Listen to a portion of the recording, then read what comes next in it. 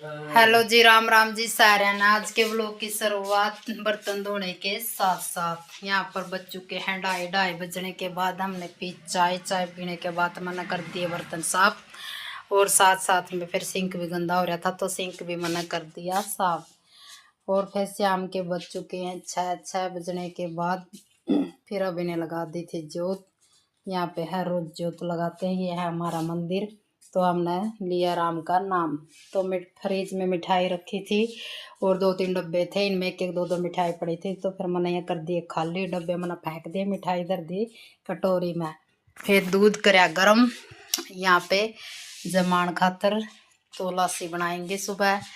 फिर मैंने अभी ने देखा टीवी और मैंने देखा फोन। तो अभी देखा अगर टीवी में ये कार्टून, किस किस के बच्चे ये कार्टून देखते हैं, तो मैंने देखा फोन। सारा काम हो गया था हमारा, फिर हमने कराया आराम।